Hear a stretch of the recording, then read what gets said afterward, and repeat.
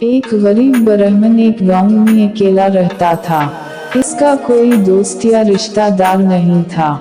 وہ کنجوس ہونے کی وجہ سے مشہور تھا اور روٹی روزی کے لیے بھیک مانگتا تھا۔ اسے جو کھانا بھیک کے طور پر ملتا وہ ایک مٹی کے برتن میں رکھا جاتا جو اس کے بستر کے ساتھ لٹکا ہوا تھا، تاکہ اسے بھوک لگنے پر کھانے تک آسانی سے رسائی حاصل ہو۔ ایک دن اسے چاول کے ساتھ اتنی دال مل گئی کہ کھانا ختم کرنے کے بعد بھی اس کے برتن میں کچھ دال بچ گئی تھی۔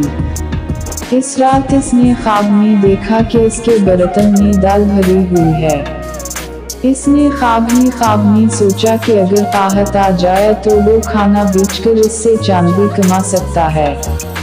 اس چاندی کو پھر بکریوں کا ایک جوڑا خریدنے کے لیے استعمال کیا جا سکتا ہے۔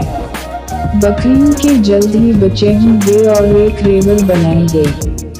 اس ریوڑ کو بیچ کر بدلے میں بھینسوں کو خریدا جا سکتا تھا جو دودھ دیتی ہوں گی۔ اس دودھ سے وہ ڈیری مصنوعات بنا سکتا تھا۔ یہ پروڈکٹس زیادہ پیسوں میں مارکیٹ میں فروخت کی جا سکتی تھیں۔ اس رقم سے اسے ایک امیر عورت سے شادی کرنے میں بھی مدد ملتی، اور ان دونوں کا ایک بیٹا ہوتا جسے وہ پیٹ سکتا اور برابری کے ساتھ پیار کر سکتا۔ اس نے خواب میں ہی سوچا کہ جب اس کا بیٹا نہیں مانے گا تو وہ چھڑی لے کر اس کے پیچھے بھاگے گا۔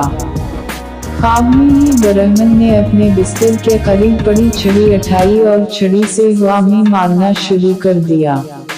ادھر ادھر چھڑی گھماتے ہوئے اس نے چھڑی سے مٹی کے برتن کو مارا۔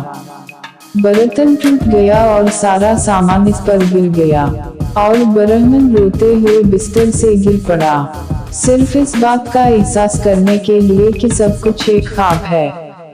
کہانی کا اخلاقی سبق: ہوا میں کلے نہیں بنانا چاہیے۔